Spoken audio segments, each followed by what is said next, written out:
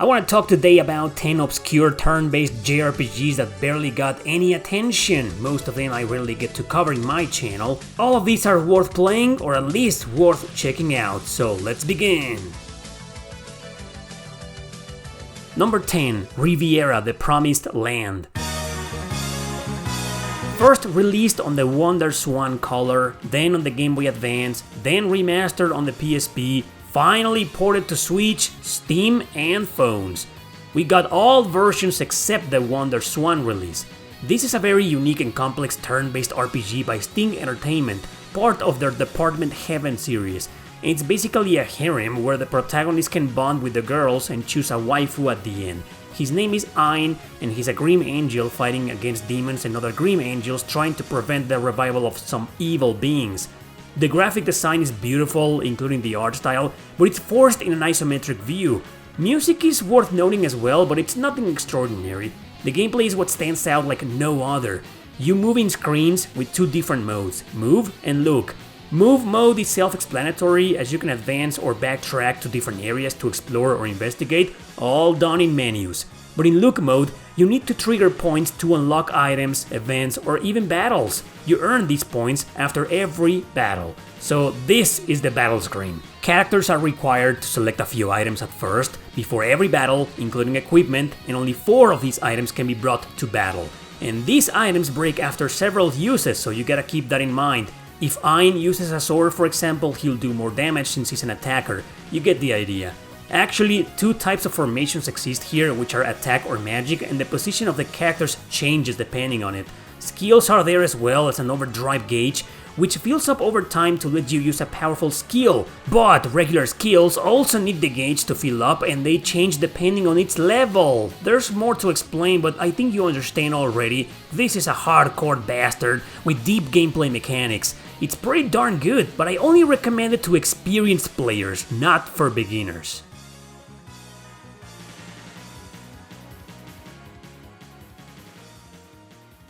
Number 9. Evolution Worlds. Originally, this game was released as 2 volumes separately on the Dreamcast. Those versions did come to North America, but I've never played them. This GameCube release is basically both games together now, but with a few significant differences. First, it now has fully voiced dialogue in English with a dub that's alright at best. Second, Volume 1 got reduced dungeon floors, less cutscenes but combined together into longer cutscenes, if that makes sense. And finally, something called the Linear Watch had to be removed because of disc limitations, as that was an exclusive feature to the Dreamcast. In the game, you play as Mag Launcher. Yeah, all characters here have silly names that link them to their weapon of preference. It's a comedy, quite childish, pretty much an RPG for kids. So this is basically a dungeon crawler, but not in first person. You can explore around with any character in a top-down view or frontal perspective, and guess what? No random encounters! Enemies are visible, but you do advance from floor to floor whenever you find the stairs. It's up to you if you want to survey every single floor and find all treasure chests. Battles play out in turns, with every character having unique abilities to them besides their standard attacks. Despite being a game aimed at kids, it can get somewhat challenging often. That is because it was developed also by Sting Entertainment, masters of difficult and complex JRPGs. However, this isn't complex at all. It's decent and it has a lot of charisma if you're looking to break away from hardcore RPGs. So, is this version better than its Dreamcast counterparts? Maybe? Despite the trimmed content, it plays better, it looks better, and it isn't as overwhelming as the original versions. Number 8. Destiny of an Emperor. A forgotten NES JRPG, very influential, one of the many stories based on classic Chinese novels and conflicts like Nobunaga's Ambition and Romance of the Three Kingdoms, and you know the drill. Except this is a traditional style game with turn-based combat and graphics very similar to the early Dragon Warrior games. So you place as a general and have to recruit other commanders in different towns that you liberate to help you win the war. These battles are like this. You have your commanders and their HP is literally their soldiers, whom you can't see of course. All you see when you select attack is this funny animation of your commander versus the enemy. You can also do an auto battle for everyone to attack at the same time and each other until one of them dies. This is a good mechanic for grinding, but not really for the boss fights. You can also utilize the tactics command to slightly change the behavior of your troops and also cede the leadership to another commander. You might think this is nothing special, but for a JRPG from the 80s, it was a big deal, and its mechanics about recruiting commanders and unifying an army to defeat the Empire are the ones of the many things that influenced the Suikoden series.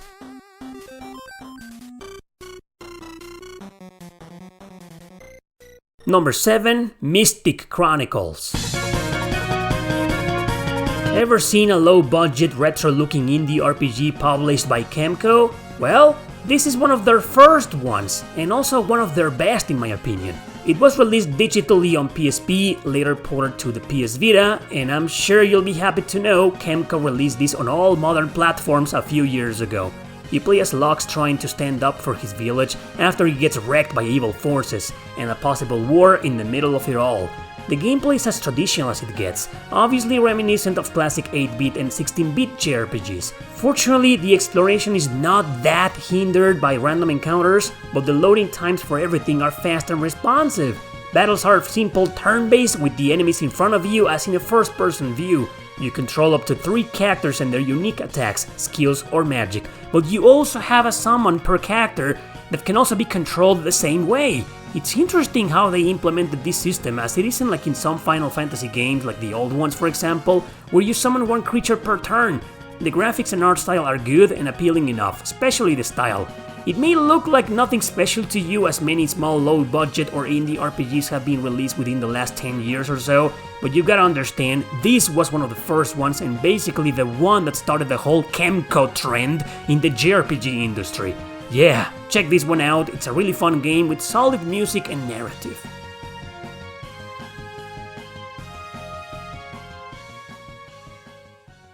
Number 6. Glory of Heracles. This little gem is part of a series of Japanese exclusives, and it's the only one that's made it outside Japan. It's actually the 6th game, but it's standalone, exclusive to the DS. The story, written by Final Fantasy writer Kazushige Nojima, draws influence from the Greek mythology. It follows a silent protagonist who, like his party members, has some kind of amnesia. Together they're trying to find answers as to why they are basically immortal and of course recover their memories. So in a traditional style of gameplay, town to town with areas and dungeons and all that jazz, you'll travel across ancient Greece. Art style is a bit unique, like its low-budget graphics, simple but pretty to look at, and the music is alright with only a few things that stand out. What does stand out a lot is the combat. It's played in regular turns with up to 5 characters in your active party. Some can be on the front and others in the back. Regular attacks and items and stuff are there, but for the magic spells, which are the highlight of the game, you'll need to utilize the touch screen. By inputting commands there, you'll complete the runes necessary to cast the spell and how powerful it will be against your enemy. It's a fun addition to what would otherwise be an average turn-based combat, implementing well the use of the stylus, hence why the exclusivity. I don't know how they could ever port this to something like the Switch or the PS4, so maybe it'll never happen because of that. Thankfully though, copies of this game can still be found for dirt cheap out there, so if you see one, definitely pick it up.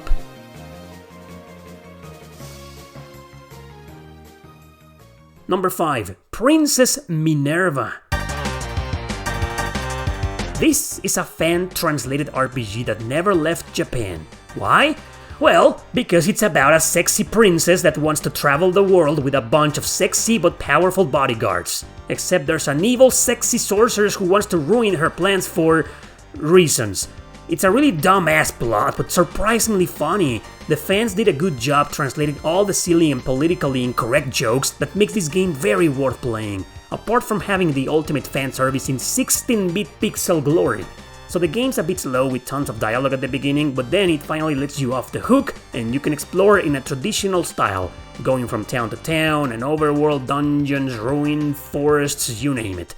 Random encounters exist and they're pretty high, which was my biggest gripe with the game. However, it's also a grind fest, so you kinda need those battles happening often, even though that's not really a justifiable reason to get into them that often. All girls are playable from the very beginning of the game. There are 9 in total, and they fight in groups of 3 with interchangeable members and leaders. It's up to you to create the most convenient groups of girls for each dungeon or especially for each boss. Strangely though, you cannot control which group will fight during the encounters. It's completely random since the game pretty much chooses for you. But that's also a good thing because in this game, you need to train all 9 of your girls as much as you can. And the battle interface you've been seeing so far, yeah, it's cool looking, funny, sexy, but it doesn't add any features other than your average turn-based combat. But the girls do learn skills after they level up, and there's the usual elemental strengths and weaknesses for the enemies, etc. In conclusion, this is a really neat hidden gem with beautiful pixel art and memorable music. Check it out if you want something offensively comic and grindy.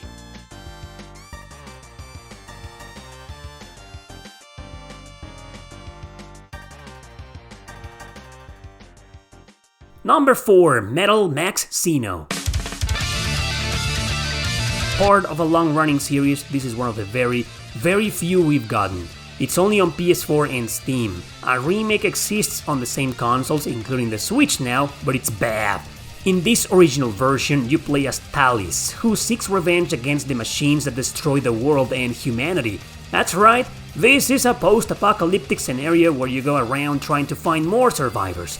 It's also a bit open world in which you can explore several areas and ruins, but it does abide by a linear story. Graphics are super good looking and the music is badass, 2 of the biggest highlights of the game. You do have a base of operations here where you can hang out with your allies and ridiculously wacky NPCs. Story is still serious, but it does have some comedic side to it every now and then. Here is where you also customize your equipment and of course your tank. Buying, selling, finding and upgrading different parts for the many different tanks you'll find out there.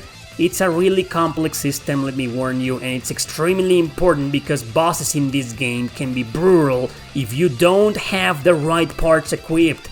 Exploration is done in the wasteland overworld with your tank, and you can actually shoot enemies from afar if they're weak enough, but regular turn-based battles are still a thing with different ammo for the tanks, which means different types of shots, most of them being elemental. Tanks can receive a lot of damage, but once their main body breaks, your character can be ejected and die easily, so be careful. However, tanks cannot go inside most ruins, so you'll take your party with you to explore regularly with random encounters. Battles here, including the bosses, are way easier and more forgiving, but you can still find some spikes here and there. Characters can equip a variety of different weapons and change their skills accordingly, like guns and swords, but it's always best to stick to the ones each character seems to be good at. But then again, some enemies are weaker to some weapons and whatnot. Listen, it's a good game, but it's hardcore, and many will find it too grindy. If that sounds great to you though, make sure to check it out. This one, not its horrible remake. Stay away from that one.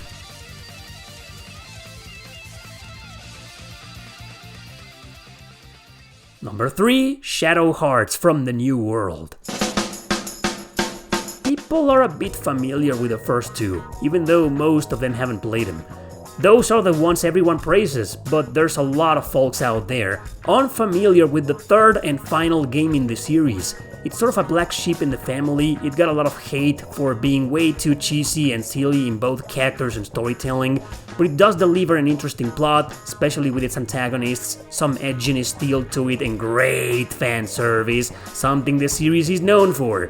It also felt a bit more modern than the others, with you taking the role of a young detective doing menial tasks until his fated encounter with a sexy Indian called Shania, who can transform into spiritual creatures.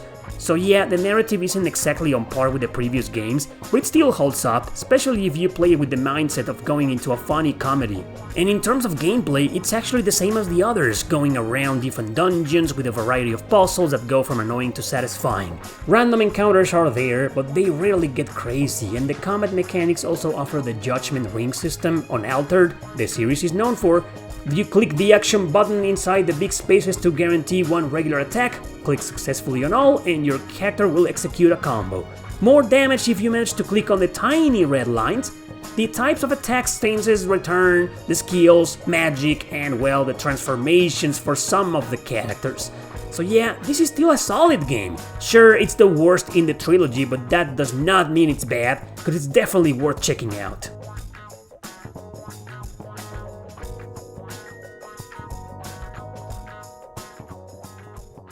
Number 2, Blue Reflection Second Light. Released a few years ago on Steam, PS4 and Switch, this is a direct sequel to a rare game which is also on PS4 and Steam but not on Switch. I covered this game several times years ago, but I haven't talked about it in a while.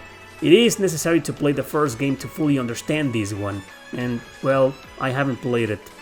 In a nutshell, a bunch of high school girls wake up one day in a deserted and bizarre world, making a school their base of operations. Later they find out humanity has been wiped out and they're the only ones left alive. If it sounds dark and tragic, it is, especially since every chapter lays out it heavily on the girls' psychological issues and past. The overly beautiful music only increases the significant melancholia of the game. On the other hand though, it also features a lot of female camaraderie, silly humor, and 3D models with excellent fan service, especially with that DLC. What? I got it for free. Anyway, as I said, the school is your base where you play as Ao to hang out with your friends and increase her bonds. You can also use materials to create small locations that might buff your party during exploration. Also, you can do a plethora of synthesis, not just for creating tools and story items or locations like I said, but also to create healing or battle items. It isn't exactly like in the Atelier games, considering this is a JRPG developed by the same people, Gust, but slightly similar to them. Exploration in the overly beautiful world around the school is refreshing. No dungeons exist, only wide open areas for you to interact with. Enemies can be seen around, but you can use a stealth mode to avoid them, especially the strong ones if you don't feel like challenging them. The combat is in turns but on real time. Time will flow constantly, but you can make it so once a girl's turn comes up, the game pauses so you can choose her actions patiently, and if the timing is right, two of them will attack at the same time and do more damage or delay the enemy. A fourth girl can act as support, especially with healing items and stuff. Yes, the girls can transform once average conditions are met, obviously to do more damage to their enemies. And that's basically it. A lovely game with great visuals, music, gameplay and battle mechanics. Definitely worth playing.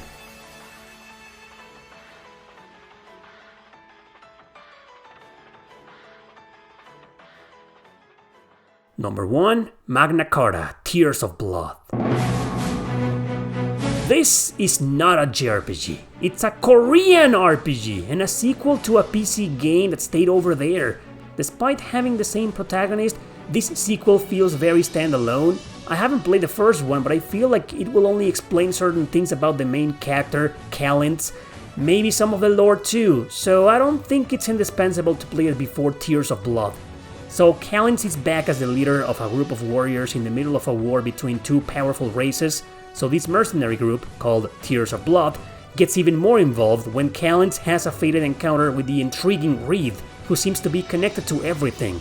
Yes, the character design is over the top, as are their 3D models.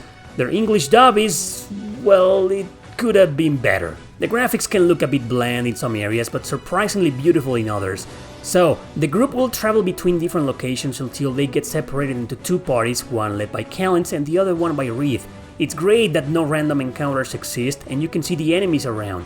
Upon making contact, this battle screen will deploy. Basically, you can move any character you want towards the enemy, and upon entering their range, this ring will appear. You need to click the buttons shown in there to make your attacks work. The same is applied for spells. If you miss even one button, the attack will fail. Actually, you can spend the whole battle with one character if you want to, but it's better if you switch to the other two, especially for the boss fights. As you can see in the top right corner, both the player and enemies have a waiting bar, and once it fills up, their turn will come. The letters in the opposite direction are the many elements that affect the area or dungeon you're fighting in, so obviously using characters whose affinity is high with the elements lit up the most will earn you the advantage in battle. It's cool, and a very unique combat system. This is a really good game, challenging but quite overlooked. A sequel was released exclusively to the 360, I don't know why, but it's self-contained and it's an action RPG now. It's good, but Tears of Blood is definitely the better game.